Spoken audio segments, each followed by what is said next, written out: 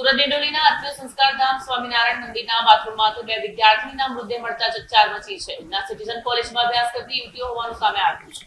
Police સૂત્રો પાસેથી મળતી માહિતી અનુસાર મૃતક બંને વિદ્યાર્થીનીઓ અલગ અલગ કોલેજમાં અભ્યાસ કરતી હતી. તેઓ ગઈકાલે સવારે ઘરેથી કોલેજ જવા માટે નીકળ્યા, પરંતુ તેઓ કોલેજ પહોંચ્યા ન હતા. બંને વિદ્યાર્થીઓ સીધી ડિંડોલી સ્થિત સ્વામિનારાયણ મંદિરે પહોંચી ગયા હતા. મંદિરના બાથરૂમમાં જઈ તેઓએ ઝેરી દવા પી લીધી હતી. મંદિરના ચોકીદારની શંકા જતાં તેમણે બાથરૂમની તપાસ કરી તો બંને વિદ્યાર્થીઓને બેભાન અવસ્થામાં જોવા મળી. તાત્કાલિક પોલીસ અને એમ્બ્યુલન્સને જાણ કરવામાં આવી. પોલીસે ઘટનાસ્થળે પહોંચી બંનેને હોસ્પિટલ ખસેડ્યા હતા, પરંતુ ડોક્ટરે તેમને મૃત જાહેર કર્યા. ઘટનાસ્થળની તપાસ દરમિયાન પોલીસને બાથરૂમમાંથી ઝેરી દવાની બોટલ મળી આવી છે, તેમજ બંનેની બેગ અને અન્ય સામાન પણ ત્યાંથી મળી આવ્યો છે. પોલીસે બંને મૃતદેહનો કબજો લઈ પોસ્ટમોર્ટમ માટે ખસેડ્યા છે. પોલીસે ફરિયાદ નોંધી તપાસ શરૂ કરી છે. સુભાષભાઈ, ઘટના એવી બની હતી ભાઈ કે છોકરી કોલેજ કહીને ગયેલી હતી. રેગ્યુલર સમય હતો, 7 વાગે ઘરથી નીકળવાનો. એ રોજ સવારે 7 વાગે જતી હતી અને કાલે પણ 7 વાગે ગઈ. 7 વાગે ગયા પછી એનો ટાઈમ હતો 12:30 1 વાગે ઘરે આવવાનો. તો 12:30 1 વાગે અમે રાહ જોઈ. એના પછી અમે ફોન કર્યા તો અમારો ફોન ઉચકો નહીં. પછી બધા સગા સંબંધી ભેગા થયા કે ભાઈ છોકરી ફોન નથી ઉચકતી. તો અમે બધાના મોબાઈલમાંથી પોતપોતાના છોકરાઓ અમારા બધાના પોતપોતાના મોબાઈલ પરથી અમે એમને ફોલો કર્યો, પણ અમને કોઈ જવાબ મળ્યો નથી. એના પછી ટાઈમ થઈ ગયો 2 2:30 3 વાગ્યા. તો અમે 3 વાગે ડિંડોલી પોલીસ સ્ટેશનમાં અમે જઈને FIR નોંધાવી. ત્યાંથી અમને એવું કીધું કે પહેલાં તમે શોધખોળ કરો, પછી 24 કલાક પછી અમે અમારી કાર્યવાહી શરૂ કરીશું. તો અમે અમારી રીતે અમે શોધખોળ કરી. તો અમને લોકેશન ખબર પડી, ખરવાસા ફર્યા, આખું ગામડામાં ફર્યા, ખેતરોમાં ફર્યા, બધે ફર્યા.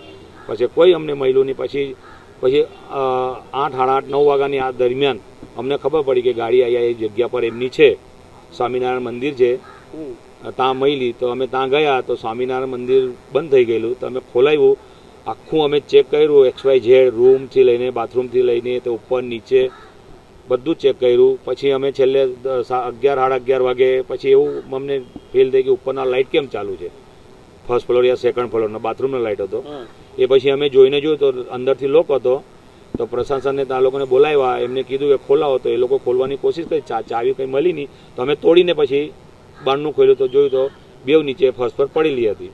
પછી એમને ફટાફટ અમે ઉચકીને ફટાફટ અમે હોસ્પિટલે લઈ ગયા પ્રાઇવેટ. ત્યાં અમને ના પાડી દીધી. પછી ત્યાંથી અમે 108 બોલાવીને પછી સિવિલમાં લાવી લીધી. રૂમમાં શું પડેલું હતું કંઈ તમને જાણવા? રૂમમાં અમે એટલા એ ટાઈમે ગભરાઈ ગયેલા હતા કે અમને કંઈ જ ખબર નથી કે આજુબાજુમાં શું છે, કેવી રીતના છે, શું છે.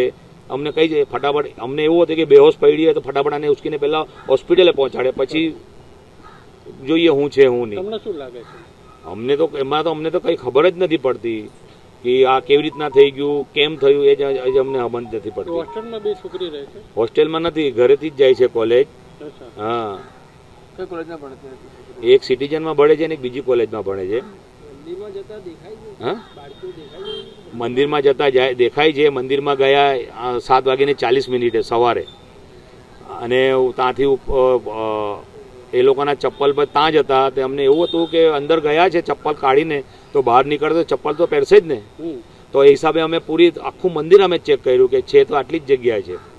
તો પણ એટલું મોટું મંદિર છે કે અમને એ બધું ચેક કરવામાં અમે 3 થી 4 કલાક લાગી ગયા. शरद भाई, सर ये क्या घटना बनी थी? पूरी घटना क्या है?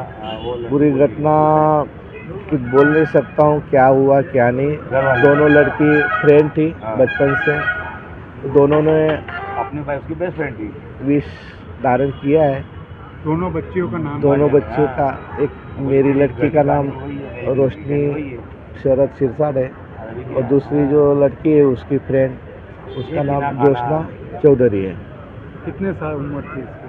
वो 19 साल की. कौन सी कॉलेज में के कौन सी कॉलेज में? एक उधना सिटीजन में है और एक स्वामीनारायण मंदिर में से क्या मिला?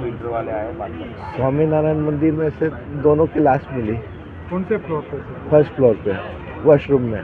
आप क्या चाहते हो प्रशासन? मैं कुछ नहीं, जो भी हो इंक्वायरी हो और छानबीन हो, क्यों हुआ, क्या कारण से हुआ.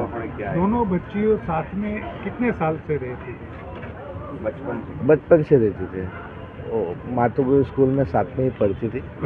हाँ, फर्स्ट ईयर में अलग अलग कॉलेज में चेंज हुआ उनका.